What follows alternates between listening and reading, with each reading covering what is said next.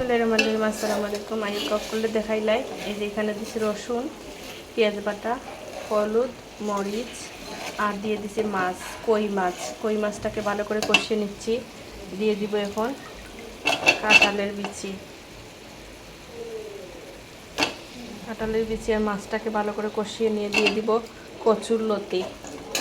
কচুর লতি দিয়ে তারপরে একটা শীতল আর কাগলা শুটকি আর সিলেটি নাগামরিচ আর কাঁচামরিচ ব্লেন্ড করে তারপরে এখানে দিয়ে দিব পানি। তখন কষানো হোক। তো কাঁঠালের বিচি ভাজা করা শেষ। এখন দিয়ে দিছি কচুর লতি। এই লতি দিয়ে আর একটু সময় আমি কষিয়ে নিব। নেওয়ার পরে এই যে এখানে শীতল শুটকি আর কাঁচামরিচ নাগামরিচ আর দিয়ে দিছি হচ্ছে গাগলা শুটকি একটু স্মেলের জন্য।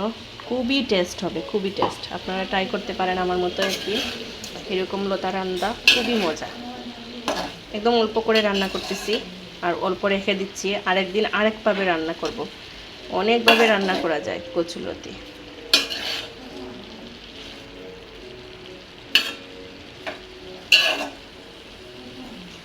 তোমার ভিডিওটি ভালো লাগলে সবাই প্লিজ শেয়ার করবেন, পাশে থাকবেন।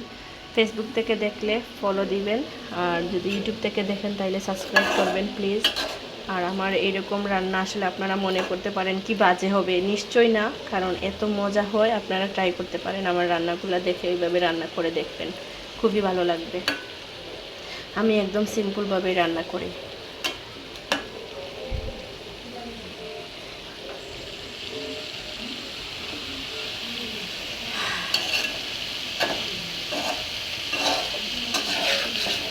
কচুলতি খেতে এত মজা, কিন্তু এগুলা কুটা বাছা করতে যে কত সময় লাগে আর কত পেরার কাজ, আসলে যারা করে তারাই বলতে পারবে। আমি জানি কি কষ্ট। তো এখানে আমার সবগুলা কষানো ডান হয়ে গেছে। এবারে এই যে এখানে শুটকিগুলোকে জাল করে নিচ্ছি, ব্লেন্ড করে নিচ্ছি, এটা দিয়ে দিচ্ছি। আপনারা চাইলে শুটকিকে জাল করে পানি বের করতে পারেন, আমিও করি। আজকে ডিফারেন্টভাবে করলাম, এইভাবেও আরও বেশি মজা। ট্রাই করবেন, খুব ভালো লাগবে। ট্রাই করতে তো আর ক্ষতি নাই, কারণ খাবার তো সবই সমান। তো ডিফারেন্টভাবে এটা আলহামদুলিল্লাহ এত মজার একটা স্মেল এখনই বের হয়ে গেছে নাগামরিচের। খুব মজার একটা গ্রান বের হয়েছে। আর এটার সাথে আমি গাগলা শুটকিও দিছি, ভীষণ মজা হবে।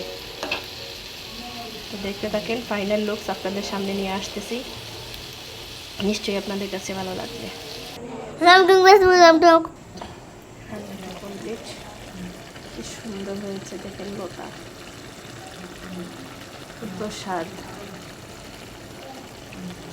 এরকম আমার কাছে সবসময় ভালো লাগে। ট্রাই করবেন আপনারা। ভালো থাকবেন। আসসালামু আলাইকুম।